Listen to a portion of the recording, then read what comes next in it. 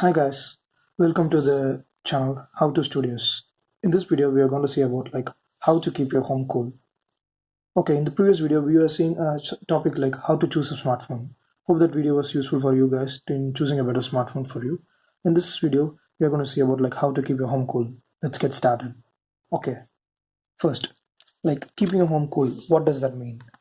Like, in order to keep your home cool, there are several techniques that has to be followed. That can be used. We are familiar with a lot of them, but in this video we are going to see what makes your home hot, what makes your home so hot that you need to keep your home cool. So this problem arises mostly during the summer season, when we have hot sunny days in our area. So let's see what is behind the thing that makes your home very hot during summer. Okay.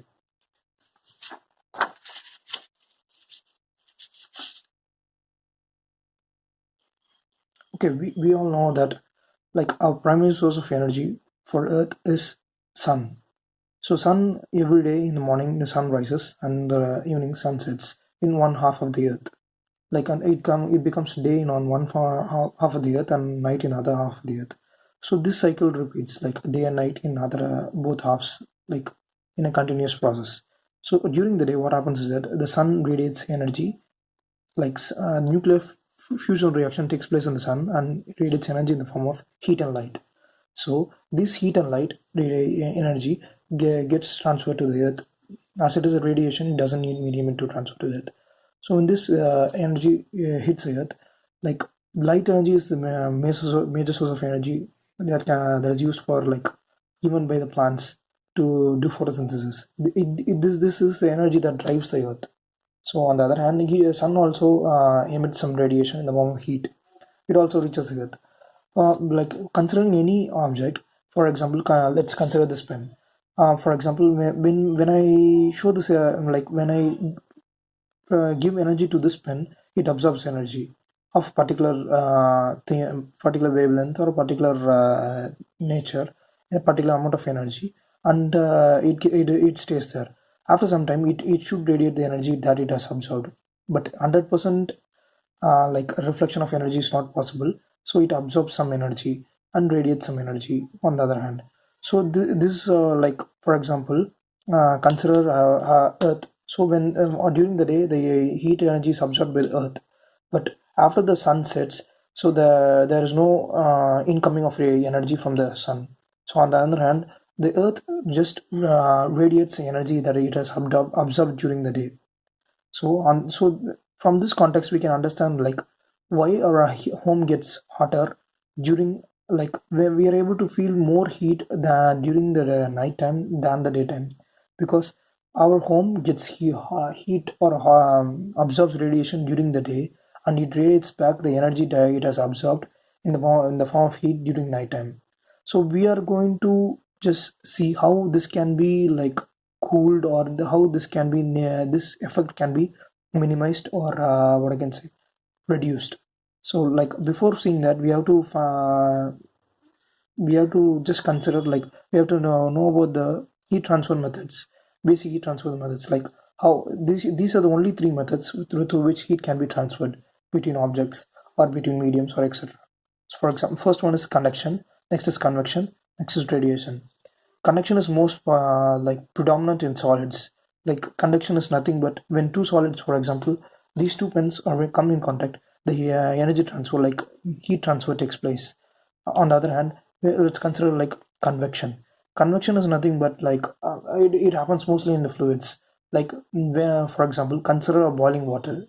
Convection, while we are applying heat to at the bottom of the at the bottom of the vessel, what happens is that the hotter water molecule rises to the top and the cooler ones on the top flows to the bottom. So it forms like a cycle, like hotter fluids rise upwards and the cooler ones go downwards, like towards the heating element. This is known as convection. Another thing is like radiation. It doesn't need any medium. For example, heat from the sun reaches earth in the form of radiation. So this doesn't need any medium to get, what I can say, for heat transfer. So okay, let's consider one more thing. Before entering into how to cool your home, It's also know we should also know about Earth. Earth is not a single entity. It has a lot of things like water bodies, like hydrosphere, atmosphere, and lithosphere. Okay, the lithosphere is only lithosphere plays a major role in heating effect of the Earth, but comparatively, water is like hydrosphere comes next, and atmosphere is somewhat least affected by these heat radiations absorbed or emitted. Okay, let's move into the things like how to cool a home. Like what are the methods that can be used to cool a home? Okay, so we know like a few popular methods. Like we use it more often, like air conditioners. Air conditioners are used more often to like cool your homes. This is a basic idea. Like if a person wants to cool your home, just they just suggest you to buy a air conditioner. But there are like the air conditioners are okay, but then it consumes a lot of energy as well as, and it also generates heat. Like it emits heat outside your home that is not visible to you, but then it happens, and it consumes a lot of energy. And we also know about air coolers. So people who can't afford air conditioners or who doesn't like air conditioners because it is kind of a closed system, so they prefer air coolers, which works on the principle of evaporative cooling. Evaporative cooling is nothing but like just making the water to evaporate, which creates a cooling effect. This can be used to cool your homes.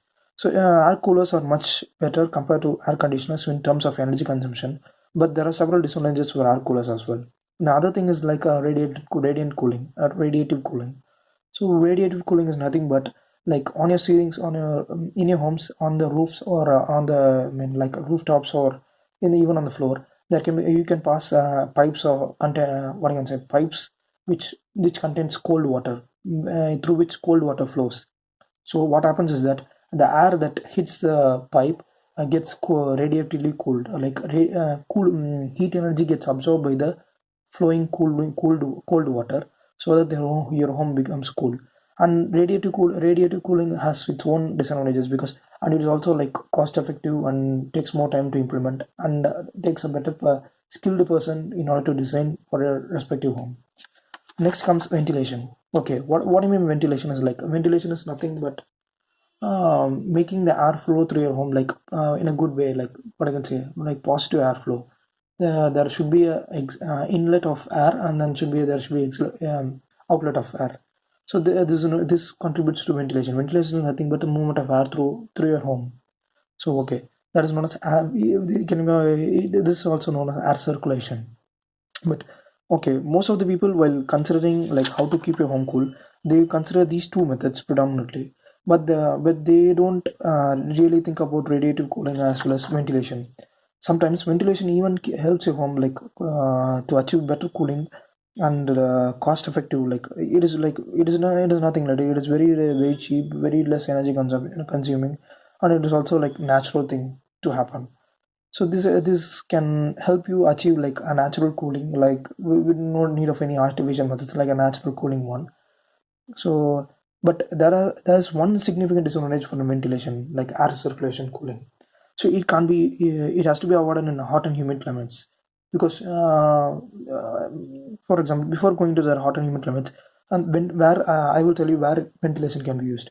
Ventilation can be used, like for example, if your house is at a place or during summer where the air temperature drops compared drastically during the evening time, like for example, during the day you feel hot air, but during the night the hot air becomes comparatively cool. Like you feel colder outside your home than inside your house.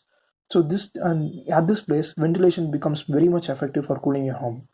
So air temperature when air temperature drops at night, that is an important criteria for ventilated cooling, like air circulation, cooling based on air circulation. So why I request you to avoid like during hot and humid climates is that like during the day when the sun is shining, like you are absorbing lots of heat energy. Now even the air becomes hotter. So when you are trying to cool using like ventilation during the day, it doesn't help you in what I can say help you cool your house. It just increases the amount of heat in your house. And during humid climates, like personally, the humidity doesn't increase the heat of your building or your house, but it makes you feel warmer. Like every human beings, like, when the humidity is more, it makes you feel warmer. So it is better to avoid this humid climates. So in this video, I'm going to primarily concentrate on ventilation. So there are several, like there are two types of ventilation which can be employed to cool your home. Like those are like first, let's talk about natural ventilation. Okay, so what is natural ventilation? Okay, the natural ventilation. So in this diagram, here you can see like natural wind flow. So natural ventilation can happen only if your house is placed at a place where natural wind flow is possible. So what you can say, for every ventilation system there should be inlet of air, there should be outlet of air. Okay, so consider this is as your room. For example, okay, well, let's consider this as a room. So here are the two windows and here are the door. Okay, when you're building your home or when you're trying to keep your home like naturally ventilated, you have to place at least one of your windows in the direction of the predominant natural wind flow. Like for example, consider for example your house always experiences like the location at which your house is situated always experiences airflow in northwest direction. Then it is best for you to construct a window of your house in the northwest direction, so it can capture the incoming wind. Okay, so why I'm suggesting you, I mean, while talking about ventilation, I always suggested you to have inlet as well as outlet of air. Okay, let us consider this room like a closed room. When you're trying to force air through the like one single window, it doesn't circulate. Like it is not fully efficient because there is only inlet of air. There is no way for air to get out. It is like an inflated balloon. So for better ventilation, there should be an inlet of air as well as there should be an outlet of air. So consider like this is your room. For example, if you're trying to construct a natural ventilation, just make sure that your inlet of air, like your inlet must be or your outlet must be like at right angles to your inlet. So air circulation is complete inside your room. It takes a huge turn, like it takes an angular turn to reach your home, to cool your room, and it also flow passes through your window. So what happens is like as I already told, like there are several heat transfer methods, like conduction, convection, and radiation. In ventilative cooling, convection takes place a major role because air is a fluid. So when air passes on hotter things like objects in your room, so it absorbs the heat and it drives them away. So naturally, more and more when more air flows through your home, heat produced in your home gets absorbed by the air and it is just exhausted outside. So this helps in cooling. And apart from that, the a small tip is that, like, okay, let's next talk about the forced ventilation. So this is a similar room, like with two windows, like one windows for inlet of air and one windows for outlet of air.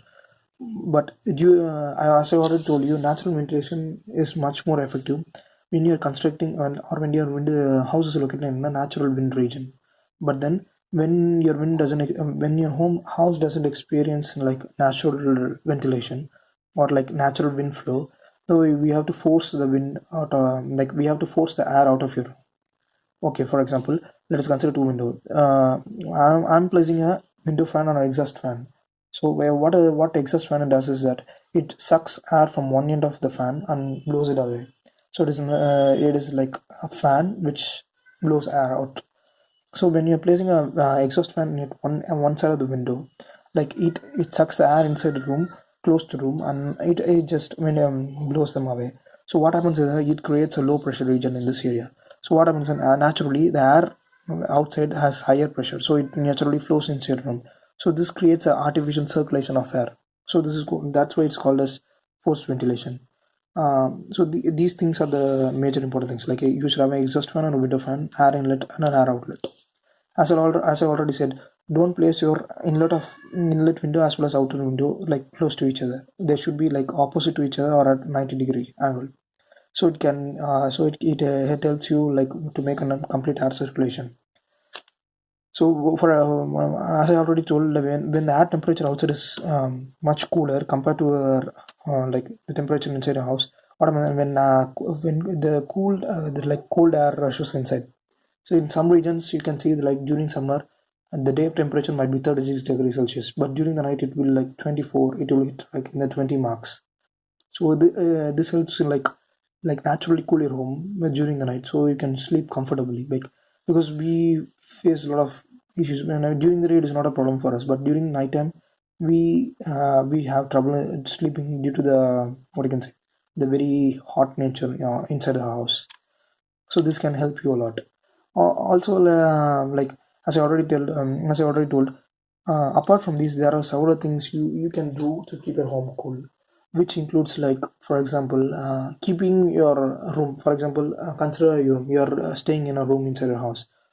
So in this room, we you can keep it cool by keeping your room mostly empty. Don't just increase the amount of like the number of things in your room. For example, if you have an what I can say metal what I can say metal cupboard or a wooden cupboard or a computer or heat anything that can absorb or generate heat, like reduce the number of things inside your room. This will comparatively reduce the amount of heat like these things absorb and radiate during the night.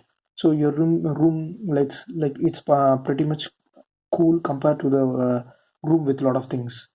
So you can be experiencing like if you go into an empty house with nothing inside, it is always cooler compared to a house which has a lot of things in it, like a lot of objects in it.